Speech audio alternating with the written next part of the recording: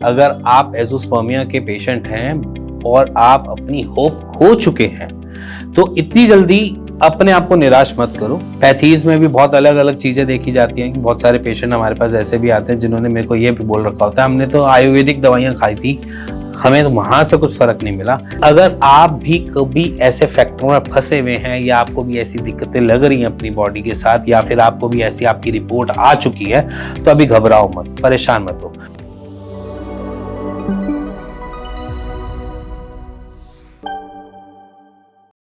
मैं आज आपको इंट्रोड्यूस कराने जा रहा हूं अपने एक सीट फिट के पेशेंट को जिन्होंने रिकवरी ली है, एज़ोस्पर्मिया से रिकवरी मिली है।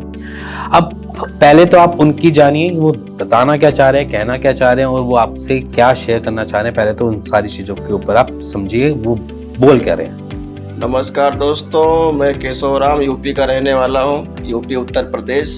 मैं एज़ोस्पर्मिया से काफ़ी दिनों से परेशान था। उसके बाद मैं यूट्यूब पे वीडियो देखा डॉक्टर हिमांशु का, तो डॉक्टर साहब से संपर्क किया, डॉक्टर कपिल से। ट्रीटमेंट के लिए बताए हमें अच्छी तरीके से जानकारी दिए। उसके बाद में जानकारी लेके मेडिसिन मंगाया और जैसे जैसे वो डॉक्टर साहब ने बताए डाइट फॉलो की, एक्सरसाइज किया, टाइम से मेडिसिन लिया और हमारे एज़ोस्पर्मिया यानी नील स्पर्म अभी नॉर्मल हो गया है। तो आप लोग भी जिसको मंगाना है वो मंगा सकता है। बहुत अच्छी दवा दे रहे हैं, अच्छी मेडिसिन भेज रहे हैं, बहुत बेहतरीन काम कर रहे हैं। डॉक्टर हिमांशु के सभी टीम को, सभी सदस्य को हमारी तरफ से तहे दिल से धन्यवाद।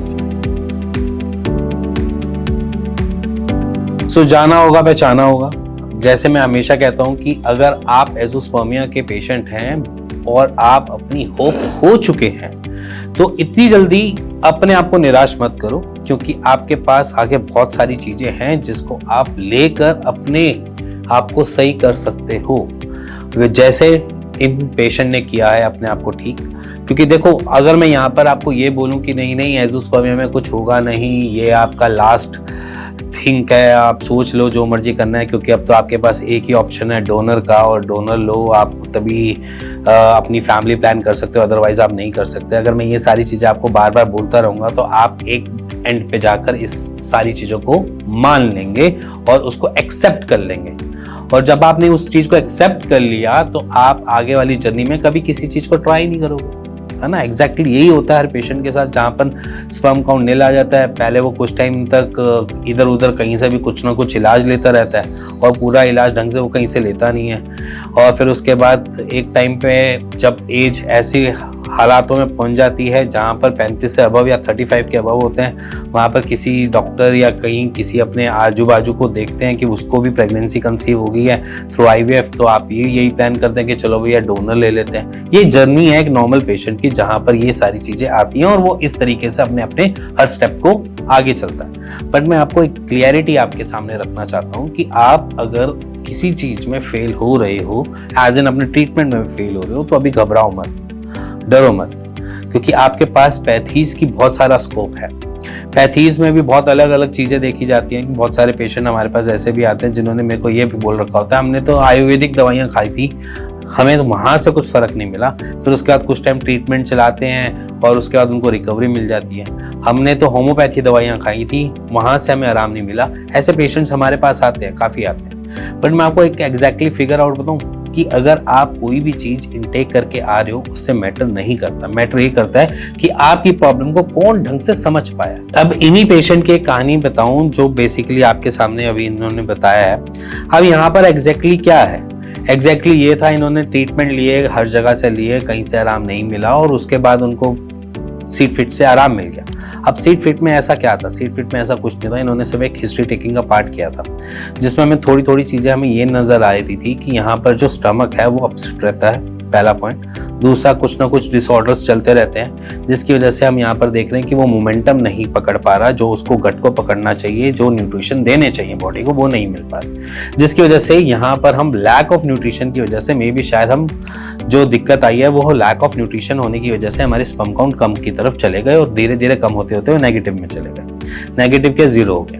अब बेसिकली ये एक पूरा सिनेरियो, बट हमने यहाँ पर क्या किया, गट को थोड़ा बेटर तरीके से परफॉर्म करने की कोशिश करी और उसके साथ साथ हमने जो मेडिसिन जो बेसिकली हमारे आयुर्वेद में जो मेंशन किया हुआ है कि जैसे कि हमारा स्वर्ण बसम है, स्वर्ण बसम अच्छा काम करती है हमारी फर्टिलिटी पे, हमने वैसी चीज़ों को थोड़ा थोड़ा एक्वायर किया। इसके साथ जैसे कि आप भी जानते हैं, जैसे कोंच बीज हो गए, शतावरी हो गई, आपकी अश्वगंधा हो गई, ऐसी सारी हब से मिलाकर हमने वो न्यूट्रिशन देने स्टार्ट करे। और जब हमने न्यूट्रिशन देने स्टार्ट करे तो आपके सामने रिजल्ट है, रिकवरी हमारे सामने है, 28 मिलियन की रिकवरी है और कोई भी बुरी रिकवरी नहीं है। आज की डेट में खुद से नेचुरल कंसीव करना चाहें तो कर सकते हैं। सो इसी के साथ मैं आपको भी ये बताना चाह रहा हूँ कि अगर आप भी कभी ऐसे फैक्टरों में फंसे हुए हैं या आपको भी ऐसी दिक्कतें लग रही हैं अपनी बॉडी के साथ, या फिर आपको भी ऐसी आपकी रिपोर्ट आ चुकी है, तो अभी घबराओ मत, परेशान मत हो। आईवीएफ का ऑप्शन तो हमारे पास हमेशा से खुला हुआ है, डोनर के साथ या किसी के साथ। बट अगर मैं यहाँ पर ये कोशिश करूँ कि आपके कुछ स्पर्म काउंट आ जाए जिसकी वजह से आपकी डोनर की रिक्वायरमेंट ना पड़े, तो वहां पर आप सीड फिट को ऑप्ट कर सकते हो, जहां पर आपको लग रहा है कि हम कुछ ना कुछ साइड बाय साइड हम लेते रहें जिससे हमारे न्यूट्रिशन लेवल कभी ड्रॉप ना हो। तो आप सीड फिट को ऑप्ट कर सकते हो यहाँ पे। इसी के साथ अगर आपको भी ये प्रॉब्लम अपने आसपास किसी पेशेंट में फेस करते हुए दिख रही है तो प्लीज ये वीडियो उनके साथ जरूर शेयर कीजिए, क्योंकि क्या पता ये चिंगारी उनकी जिंदगी बदल दे। सो इसी के साथ मिलेंगे नेक्स्ट वीडियो के लिए, तब तक good bye, take care and stay tune this channel.